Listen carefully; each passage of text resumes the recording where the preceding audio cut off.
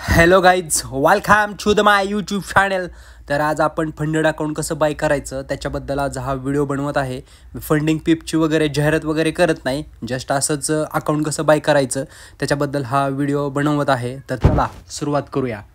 तर असा काहीसा इंटरफेस ओपन होतो फंडिंग पिपचा. तर त्याच्यामध्ये तुम्हाला स्टार्टिंगला दिसत असेल बाय चॅलेंज आणि जॉईन कॉम्पिटिशन. तर याच्यामध्ये आपल्याला चॅलेंज बाय करायचं आहे. त्याच्या अगोदर आपण इन्फॉर्मेशन पाहू. तर इथे आपल्याला दिसत असेल first step, second step, third step आणि याच्यामध्ये आपल्याला अकाउंट साईज दिसते. रिस्क मॅनेजमेंटसाठी तुम्ही आहे का नाही सेकंड स्टेपवाला अकाउंट 100% घ्या, कारण की त्याच्यामध्ये ब्रोकर आपल्याला आहे का नाही जास्त लिव्हरेज वगैरे देत नाही. कारण की आपला फंड असेल का नाही तर आपण फंडवरती 100च्या 100% रिस्क घेतो. रिस्क मॅनेजमेंटसाठी फंडेड अकाउंट घेतलंच पाहिजे, कारण आपण आपल्या रिअल अकाउंटवरती रिस्क मॅनेजमेंट करत नाही. कारण की फंडेड अकाउंटची कशी आपल्याला सवय वगैरे लागेल रिस्क मॅनेजमेंटसाठी. तर चला आपण सुरुवात करू. पहिल्यांदा तर साइन अप करा.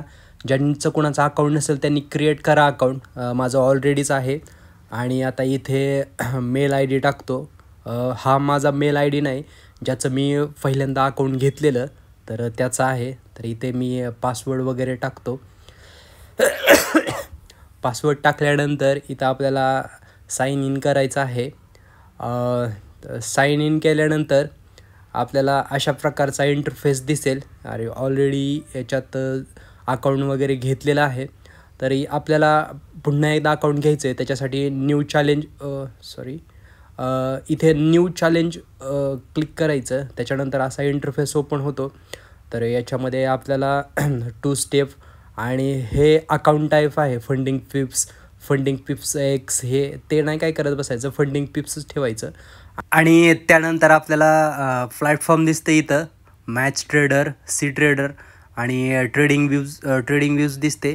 तर इथं जास्त मला पण काय या दोन्हींबद्दल माहिती नाही कुठला प्लॅटफॉर्म चांगला आहे. तर आपण ट्रेडिंग व्ह्यू तेच ठेवू. त्याच्यानंतर इथं क्लिक करायचं आणि त्याच्यानंतर चूज करायचं. आणि त्याच्यानंतर इथे तुम्हाला असं बिलिंग डिटेल्स वगैरे येईल.